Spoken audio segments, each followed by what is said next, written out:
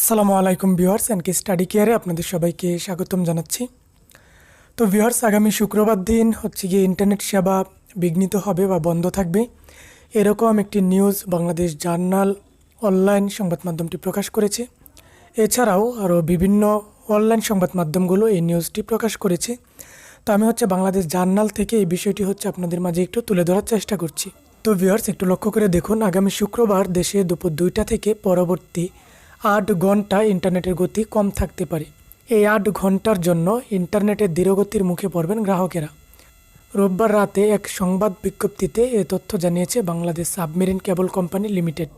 Bangladesh submarine cable company limited জানায়, কক্সবাজার সড়ক ও কক্সবাজার উন্নয়ন কর্তৃপক্ষের সড়ক উন্নয়ন কাজের জন্য সিমিইউ-4 সাবমেরিন কেবলের কক্সবাজার ল্যান্ডিং স্টেশন থেকে বিচ ম্যানহোল পর্যন্ত বর্তমান ভূগর্ভস্থ কেবলের বিকল্প রুট হিসেবে নতুন একটি রুট স্থাপনের কাজ শেষ হয়েছে।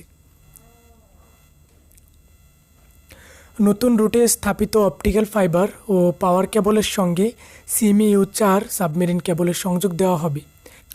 এছাড়া সিমিইউ-4 সাবমেরিন কেবলের মাধ্যমে টার্মিনেটেড সার্কিটগুলো নতুন ভূগর্ভস্থ কেবলে স্থানান্তর করা হবে। বিজ্ঞপ্তিতে বলা হয়, এই কাজ হবে আগামী শুক্রবার বেলা 2টা থেকে রাত 10টা সময়ের মধ্যে। এ সময় সাবমেরিন কেবলের মাধ্যমে কক্সবাজার ল্যান্ডিং স্টেশনের টার্মিনেটেড সার্কিটগুলো বন্ধ থাকবে।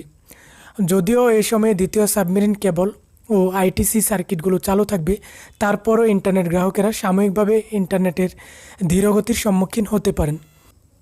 তো ভিউয়ার্স, এই ছিল মূলত সামান্য একটি আপডেট। তো অনেক অনলাইন পত্রিকা লেখালেখি করছে যে আগামীকাল দুপুর 2টা থেকে রাত 10টা পর্যন্ত সম্পূর্ণরূপে ইন্টারনেট সেবাটি বন্ধ থাকবে। আবার কিছু কিছু নিউজ পোর্টাল এরকম বলছে যে 2টা থেকে রাত 10টা পর্যন্ত ইন্টারনেটের ধীরগতির মুখে পড়বে গ্রাহকেরা।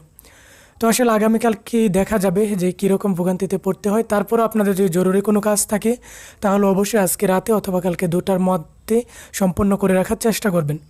তো দেখা হবে পরবর্তীতে নতুন কোনো টপিকস নিয়ে। সে পর্যন্ত সবাই ভালো থাকুন, সুস্থ থাকুন, এনকে স্টাডি কেয়ার পরিবারের সাথেই থাকুন। ধন্যবাদ সবাইকে।